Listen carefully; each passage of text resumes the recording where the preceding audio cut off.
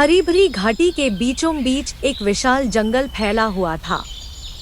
सुबह की ओस से चमकते पत्ते, हवा में लहराती घास और पेड़ों की शाखाओं पर चहकते पक्षी उस जगह को स्वर्ग बना देते थे।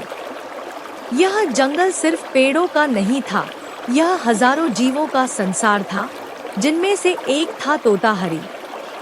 हरी अपनी चमकदार हरी पंखों और लाल चोंच के कारण दूर से ही पहचाना जाता था। उसका घर था एक पुराने बरगद के पेड़ पर, जिसकी जड़ें जमीन में गहराई तक फैली थी। हरी के साथ उसकी साथी नीला और उनके 2 प्यारे बच्चे रहते थे, छोटू और मीना। हर सुबह जब सूरज की पहली किरण पेड़ों की पत्तियों पर पड़ती, तोता हरी अपने परिवार के साथ उड़ान भरता।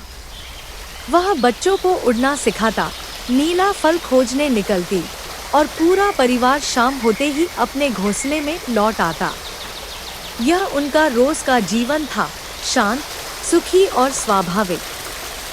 जंगल का जीवन। इस जंगल में पक्षियों का एक समाज था। सभी के अपने अपने नियम थे। मोर नाचते, कोयल गाती और बंदर शाखाओं पर कूदते। कभी कभी दूर से हाथियों की आवाज सुनाई देती तो हिरणों के झुंड घास चरते दिखाई देते। हरी को यह जंगल बहुत प्यारा था। उसे लगता था, इससे सुंदर जीवन और क्या होगा। पर प्रकृति का नियम है, जो स्थिर है उसमें भी परिवर्तन छिपा होता है।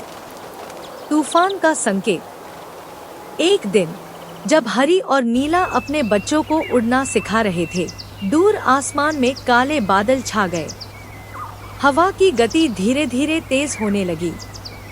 नीला, हरी ने कहा, मौसम कुछ ठीक नहीं लग रहा। लगता है कोई बड़ा तूफान आने वाला है। नीला ने घबराकर पूछा, क्या हमें पेड़ बदल लेना चाहिए? हरी ने सिर हिलाया, नहीं, अभी नहीं। यह बरगद हमें वर्षों से संभाल रहा है। अगर तूफान आएगा भी तो यही हमें सबसे सुरक्षित रखेगा। रात आई। हवा चीखने लगी, पत्ते झरझर गिरने लगे। नीला ने अपने बच्चों को पंखों के नीचे छिपा लिया। हरी शाखा से लिपटा ताकि घोंसला उड़े नहीं। लेकिन जैसे जैसे रात गहरी होती गई, तूफान बढ़ता गया। विनाश की रात। वह रात जैसे जंगल की आत्मा को हिला देने वाली थी। बिजली की चमक से आसमान फट रहा था, पेड़ एक एक कर गिर रहे थे। बरगद भी झुकने लगा। हरी ने नीला से कहा, बच्चों को संभालो, मैं बाहर देखता हूँ। हरी उड़ने की कोशिश करता है, लेकिन हवा इतनी तेज है कि वह वापस शाखा से टकरा जाता है। अचानक बिजली पास के पेड़ पर गिरती है। आग की एक लपट उठती है। जंगल में चीखें गूंजने लगती हैं। कोई गिलहरी अपने बच्चों को ढूंढ रही है, कोई बंदर शाखा से गिर पड़ा है और हवा में डर का शोर है। हरी अपने घोंसले तक पहुंचता है, लेकिन घोंसले की एक टहनी टूट चुकी होती है। नीला बच्चों को पकड़कर बैठी है, पर घोंसला झूल रहा है। हरी ने अपने पंख फैलाए और बच्चों को अपने अंदर छिपा लिया।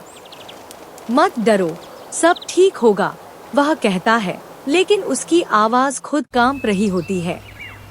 सुबह का सन्नाटा। जब सूरज निकला तो जंगल पहचान में नहीं आता था। टूटे पेड़, बिखरे पत्ते और कीचड़ से भरी जमीन।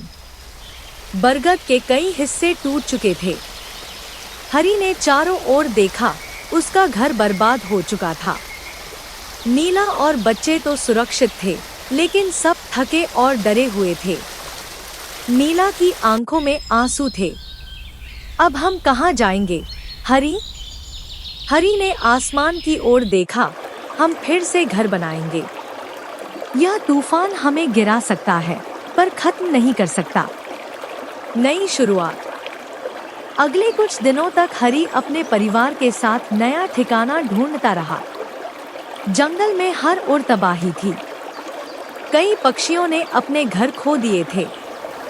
हरी ने देखा, एक पेड़ पर तोते, गिलहरियां और कोयले सब साथ में रह रहे थे। वह भी वहीं रुक गया। धीरे धीरे सबने मिलकर नए घोंसले बनाए। जंगल में फिर से जीवन लौटने लगा। बच्चे अब बड़े हो चुके थे, उन्होंने उड़ना सीख लिया था।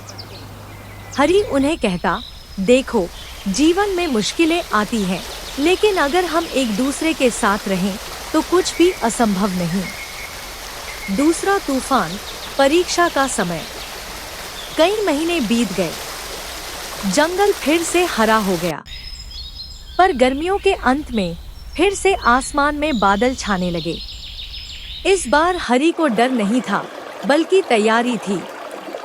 उसने घोंसले को मजबूत किया, शाखाओं को बांधा और बच्चों को सिखाया, अगर कभी हवा तेज हो तो एक दूसरे का साथ मत छोड़ना। रात आई और फिर से तूफान, पर इस बार कुछ अलग था। आग नहीं थी, पर बारिश ऐसी कि सब कुछ डूबने लगा। पेड़ों की जड़ें पानी में हिलने लगी। हरी और नीला बच्चों को लेकर उड़ने की कोशिश करते हैं, पर हवा में उड़ना असंभव था। तभी एक शाखा टूटकर नीचे गिरी। मीना नीचे गिर पड़ी। हरी चीखा, मीना! वह तुरंत नीचे गया। बारिश में कुछ दिखाई नहीं दे रहा था। नीला बच्चों को ऊपर संभाले रही और हरी नीचे की ओर उतरा। कई मिनट की तलाश के बाद उसने देखा, मीना एक झाड़ी में फंसी थी। पंख गीले थे, पर वह जिंदा थी। हरी ने अपनी चोंच से उसे धीरे से उठाया और ऊपर लौट आया। नीला ने उसे गले लगाया। उस रात सबने एक दूसरे से वादा किया, अब चाहे कैसा भी तूफान आए, हम साथ रहेंगे। शांति का सूर्योदय। सुबह जब तूफान थमा तो आसमान साफ था। सूरज की किरणें पेड़ों के बीच से झांक रही थी। जंगल में धीरे धीरे आवाजें लौटने लगीं। मोर फिर से नाचने लगा, कोयल गाने लगी और हरी का परिवार एक साथ बैठा आसमान की ओर देख रहा था। नीला ने कहा, देखो हरी, हमने कितना कुछ खोया, लेकिन जो बचा है वो सबसे कीमती है। हरी मुस्कुराया, हाँ नीला, इस जंगल ने हमें सिखाया है कि जीवन का मतलब सिर्फ सुख नहीं, संघर्ष भी है। जीवन का संदेश। साल बीतते गए। हरी के बच्चे बड़े होकर अपने अपने घोंसले बनाने लगे। जंगल फिर से हरा और खुशहाल हो गया। बरगद का पेड़ अब आधा रह गया था, पर उसकी जड़ों में नई टहनियां निकल आई थी, जैसे जीवन ने हार मानने से इनकार कर दिया हो। हरी अब बूढ़ा हो चुका था। एक दिन वह पेड़ की सबसे ऊंची शाखा पर बैठा था और नीचे बारिश की बूंदें गिर रही थी। उसने मुस्कुराकर कहा, मौसम बदलता रहेगा, तूफान आते रहेंगे, लेकिन जब तक प्रेम, साहस और परिवार साथ है, कोई तूफान हमें गिरा नहीं सकता।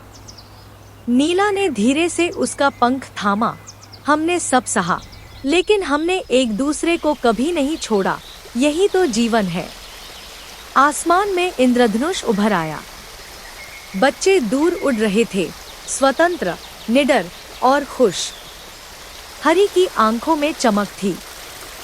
उसने आसमान की ओर देखा और कहा, धन्यवाद प्रकृति, तूने हमें डराया भी, सिखाया भी और जीना भी सिखाया। जीवन में तूफान रुक नहीं सकते, लेकिन हम यह तय कर सकते हैं कि उन्हें झेलने की ताकत हमारे भीतर कितनी है। परिवार, प्रेम और साहस, यही वो 3 पंख हैं जो हमें हर खराब मौसम से ऊपर उठाते हैं। Subscribe to my channel.